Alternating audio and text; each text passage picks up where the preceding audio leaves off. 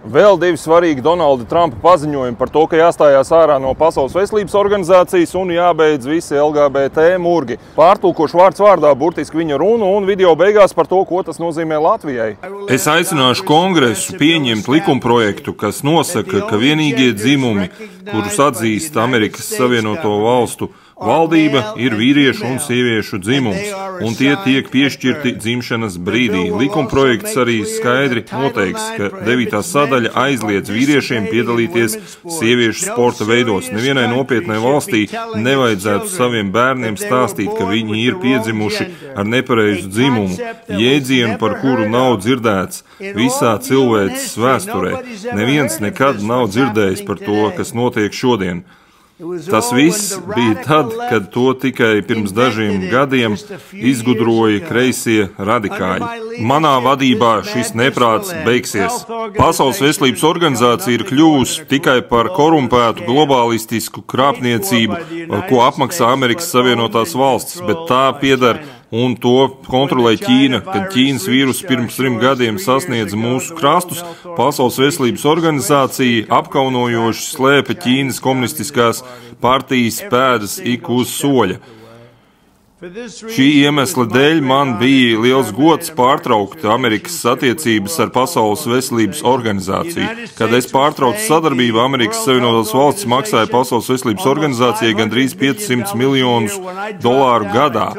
Es to no turienes izņēmu, un par 330 miljoniem cilvēku, lai gan Ķīna maksāja tikai $40 miljonus par 1,4 miljardiem cilvēku. Tātad mums bija 330, viņiem ir 1,4, un mēs maksājam vairāk nekā 10 reižu, vairāk nekā summas ir kas tipisks Amerikas Savienotajām valstīm, jo viņi nezina, ko viņi dara. Diemžēl krāpnieks Joe Baidens muļķīgi atkārtot iestājās Pasaules veselības organizācijā par pilnu cenu un bez jebkādām sarunām vai reformām. Un tagad Baidens cenšas apiet Amerikas Savienoto Valstu senātu, lai noslēgtu pandēmijas līgumu, kas nodotu Amerikas suverenitāti Pasaules veselības organizācijai, kuru atkal kontrolē Ķīna. Līguma projektā paredzēts, ka Amerikas Savienotajām valstīm būtu jānosūta milzīgi daudz medicīnas preču uz citām valstīm kādas citas pandēmijas gadījumā. Un tas veicinātu agresīvu cenzūru pret brīvu runu par sabiedrības veselības jautājumiem. Tāpat kā viņi cenzēja patiesību par Uhaņas laboratoriju, par kuru es teicu, ka tā nāk no turienes. Atceramies, ka nākamās tādas Trumpa administrācijas laikā šis līgums tiks nekavējoties izbeigts. Es neļautu izmantot sabiedrības veselību kā iegānstu, lai veicinātu globālās valdības gājienu.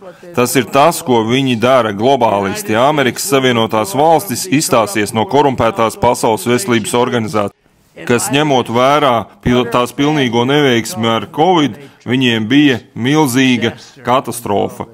Ar Covid ir pelnījusi pilnīgu atcelšanu un aizstāšanu. Tad es strādāšu, lai izveidotu jaunu nacionālu koalīciju, kas ir stingri apņēmusies aizsargāt veselību, vienlaikus atbalstot suverenitāti un brīvību. Paldies! Jeb citiem vārdiem sakot, ja mums prezidents būtu tāds kā Donalds Trumps, mums arī vajadzētu stāties ārā no PVO, un pavisam citā veidā tur veikt kaut kādas veselības lietu koordinācijas, nevis tā kā PVO uzspieda visu šos te murgus Covid afēras laikā, un arī izbeigt māžoties ar šo te LGBT un kvīru politiku. Un te mēs Latvijā redzēsim, amerikāņi apstādinās finansējumu šiem murgiem, un gribēšu redzēt, kuri te Latvijā vēl būs gatavi mainīt dzimumus un to visu reklamēt bērniem.